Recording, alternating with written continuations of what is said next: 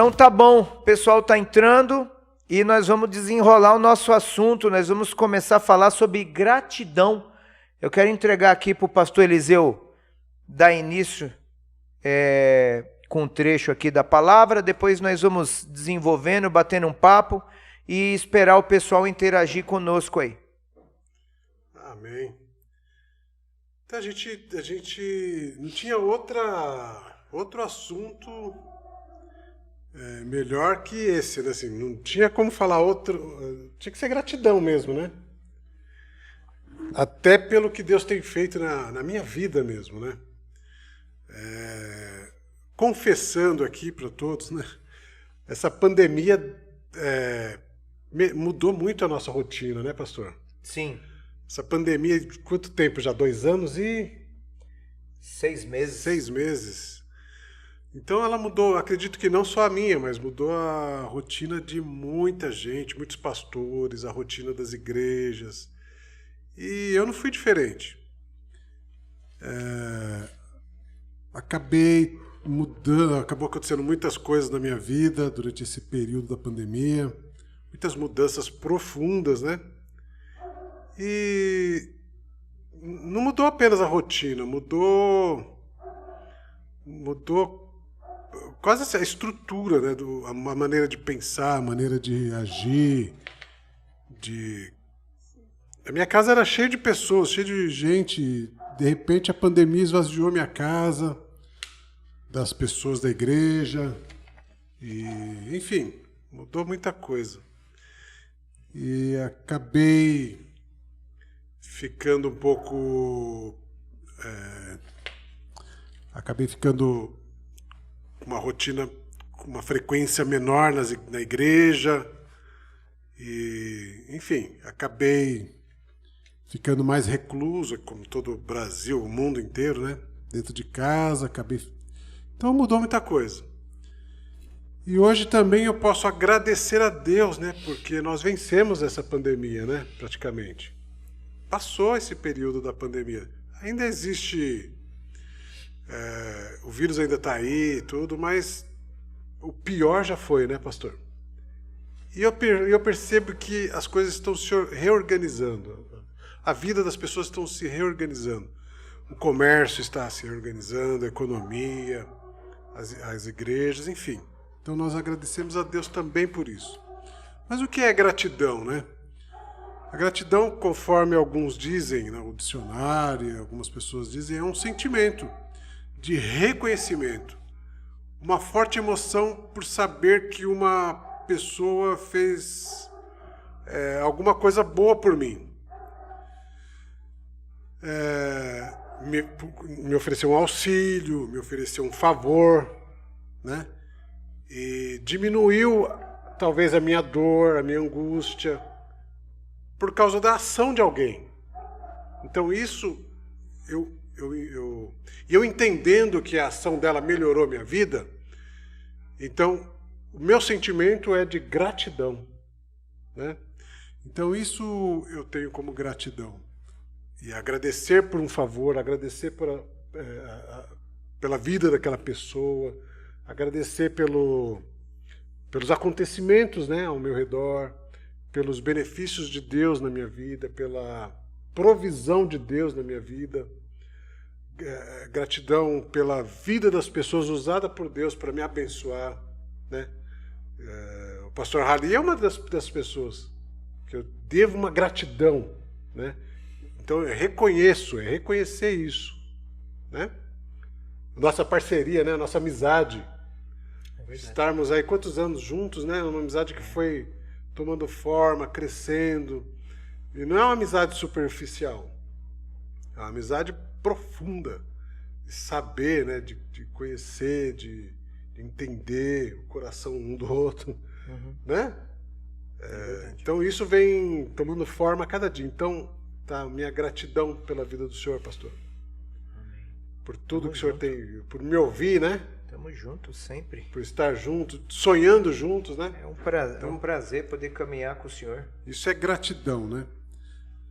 Então, gratidão traz consigo também o amor, traz consigo a fidelidade, a amizade. E E muito mais que isso, são sentimentos verdadeiros, sentimentos que direcionam a vida, né? Gratidão é assim, é quando eu recebo algo de alguém, então, na medida que eu recebi, eu correspondo àquele benefício, entende? E isso demonstra a minha gratidão. Por exemplo, Deus fez algo na minha vida, então eu correspondo ao que Ele me fez. Se eu adquirir recursos financeiros, então eu não apenas falo, olha, Senhor, muito obrigado, eu te agradeço, não apenas com palavras, mas a minha atitude tem que ser de gratidão. Eu tenho que responder a esse favor, sabe? Eu tenho que melhorar a minha vida, eu tenho que ser um homem melhor, eu tenho que ser um esposo melhor, eu tenho que compartilhar com as pessoas, eu tenho que abençoar outras vidas. Então a gratidão, ela transborda nas minhas atitudes, sabe? Isso é gratidão. Isso eu entendo como gratidão. Mas, indo para um texto bíblico muito conhecido, a gente vai entender melhor, porque o que importa aqui é a revelação bíblica para a gente, né? Então, você pode abrir a sua Bíblia em Lucas 17, versículo 11, se você quiser. Tá aí, ou se não, pode apenas nos ouvir aí da sua casa, onde você estiver.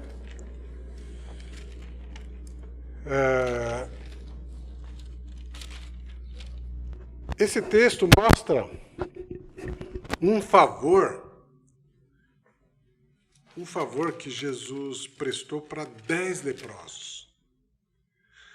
Então, nos fala aqui no capítulo 17 de Lucas, a partir do verso 11.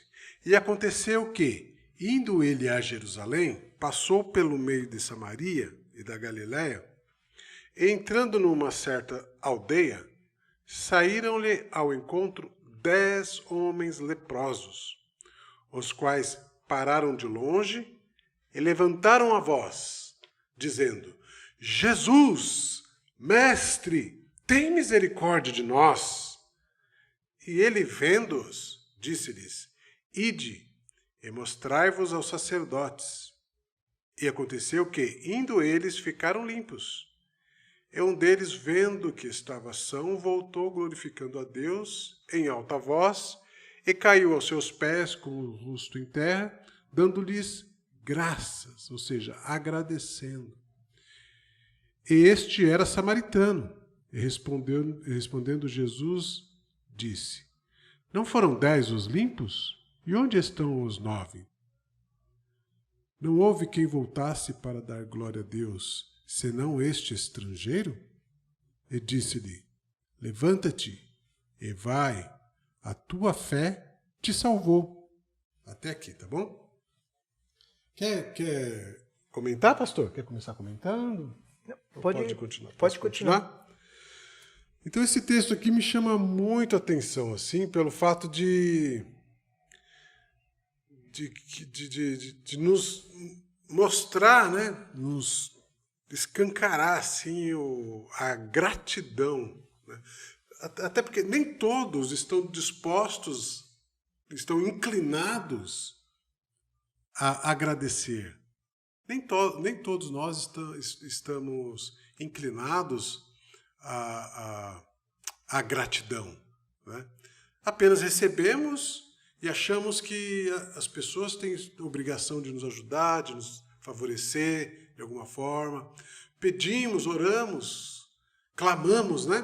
Como aqui os leprosos que clamaram a Deus. E Jesus responde, né? Com a cura dos 10 leprosos. E eles simplesmente, 9 deles simplesmente seguiram a sua vida, o seu caminho, como que se... normal, ele me abençoou, me favoreceu e ok, tudo bem. Vou viver a minha vida feliz aí, né? Então nós temos essa tendência de acordar de manhã com um sol maravilhoso, com um dia maravilhoso e ok, é isso mesmo, a vida é assim, beleza? E tomamos nosso café maravilhoso pela manhã, ok, né? É natural que a minha mesa esteja farta, ok, chega na hora do almoço, nós almoçamos aquele prato gostoso e ok, tudo bem, é natural. Eu estou acostumado com isso. Jantamos, vivemos a nossa vida como que se, né, tudo fosse natural. Isso tem que acontecer na minha vida porque eu existo e pronto. Mas olhando, né, ao nosso redor, não é bem assim, né? As coisas acontecem em nossa vida por algum motivo. Deus nos abençoa, as coisas acontecem. Alguém está trabalhando para que aconteça o seu café da manhã, alguém está trabalhando para que aconteça o seu almoço, para que aconteça o seu jantar maravilhoso. Alguém está trabalhando, alguém está investindo na empresa para que possa te empregar, para que possa pagar o seu salário, para que possa fazer com que você tenha o seu emprego, enfim. Então, nós estamos cercados de situações que nos beneficiam através de outras pessoas, através de Deus, através de parceiros, de amigos. Então, a gratidão tem que estar intrínseco em nós, tem que fazer parte da nossa vida. E esses leprosos, o que me chama a atenção é, entrando numa certa aldeia, Jesus entra num lugar, numa aldeia, e de repente 10 leprosos se deparam, olha, Jesus está ali. Então eles começam a clamar. E eu me lembro que há 2 meses atrás, ou 3 meses atrás, eu resolvi que eu precisava ter uma vida de oração. Não que eu não tinha, mas eu precisava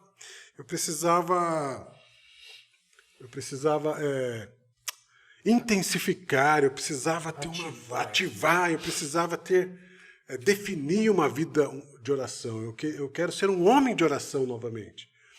Porque até isso, a pandemia fez com que eu fosse deixando de lado minha vida de oração devocional, etc. e tal.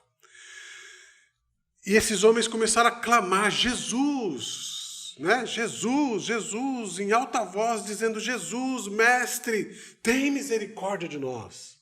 Tem misericórdia de nós. Então eu quero chamar a sua atenção para uma vida de oração, de clamor.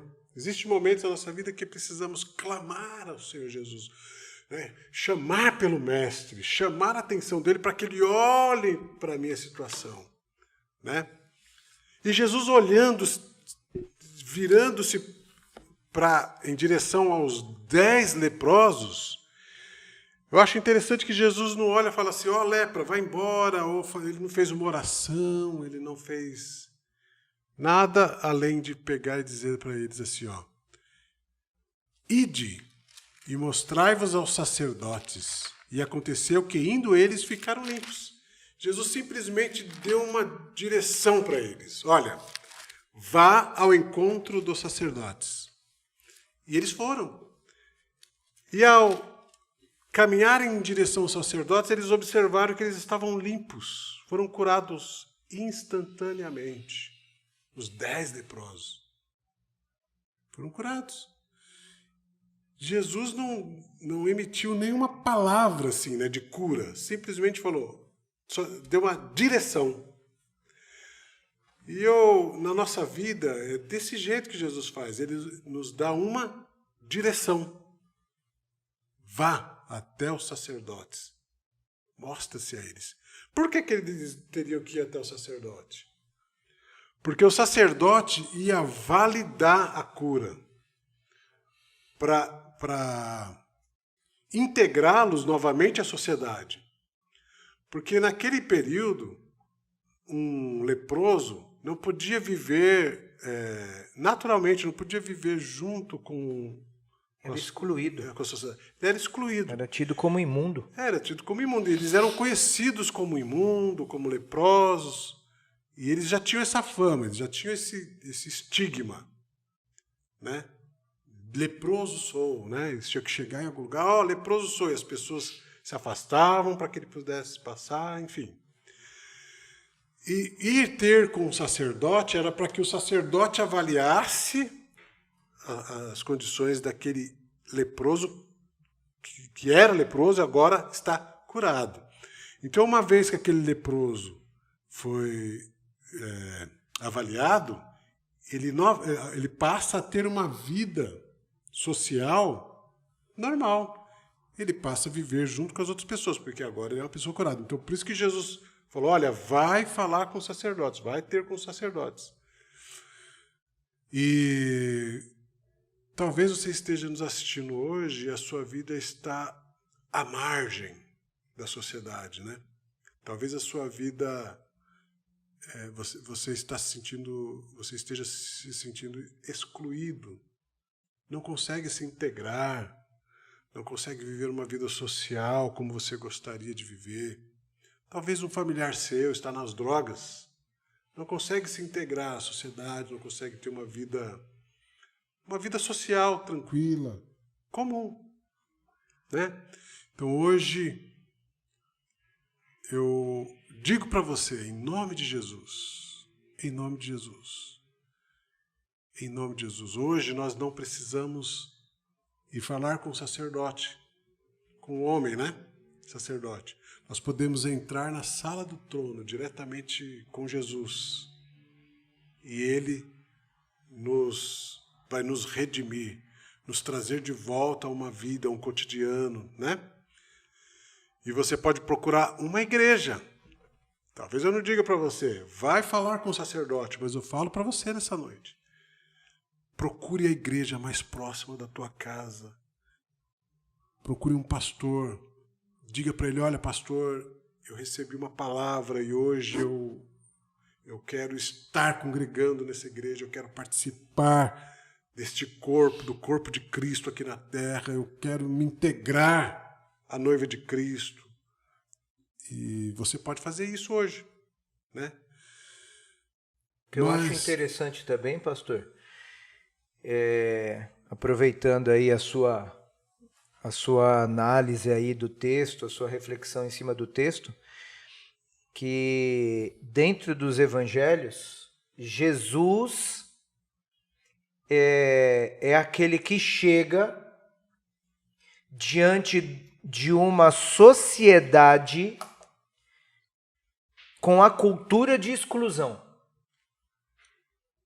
Uma mulher doente, por exemplo, com fluxo de sangue, com aquela hemorragia crônica, que nem aquela mulher de fluxo de sangue, era tida como imunda, afasta. Excluída, afasta, não pode viver em sociedade, fora da cidade, vive fora da sociedade, não é completamente excluída. O leproso, pelo seu estado de doença, também tido como imundo, exclui. O pecador exclui. Na verdade, vamos até aqui falar algo cultural da época. A própria mulher, na sua plenitude, ou seja, uma mulher plena, completamente saudável, com todos os seus afazeres, até uma mulher era excluída da sociedade. Ela não tinha voz na sociedade, era vista como uma pessoa de segunda categoria. Isso é um absurdo. Eu também penso dessa forma. É inadmissível. Mas a cultura e a religião excluía até as mulheres. As mulheres eram excluídas. Elas não tinham voz nenhuma. Aí chega Jesus e quebra esse sistema religioso. Todo paradigma. Quebra o paradigma. Quebra essa cultura. E ele implanta a cultura do reino dos céus, que é a cultura da inclusão. Ele inclui o pecador, ele inclui a mulher de fluxo de sangue, a mulher que está excluída, que está sendo judiada, que está sendo esquecida. Ele inclui o leproso como? Curando as suas mazelas, as suas doenças, curando aquilo que era incurável. E o senhor falou muito bem, foi muito bem colocado, vai lá e fala com o sacerdote. Para quê? Para ter validação, para você ser incluído novamente na sociedade. Você vai voltar a uma vida normal. Eu através do Evangelho, do Espírito Santo, através do poder de Deus, né? No caso de Jesus, eu falo Jesus, aí nesse texto, ele está falando isso, é como o Senhor explicou, muito bem explicado. Então isso daí me traz essa lembrança desse ministério da inclusão, que é o que Jesus fez. Não existia mazela, pecado, não existia doença, não existia nada que fosse um obstáculo que Jesus não quebrasse. Por isso que Jesus era odiado pelos religiosos, pelos fariseus, pelos sacerdotes, e pela cultura daquela época. Ele era completamente odiado, perseguido, porque ele não excluía ninguém, ele incluía, ele amava. Então, quando Jesus chegou, ele deu voz para aquele que não tinha voz. Ele deu visibilidade para aquele que era esquecido, que ninguém enxergava. Aquela pessoa começou a ser vista, cuidada, amada, inclusa, enfim.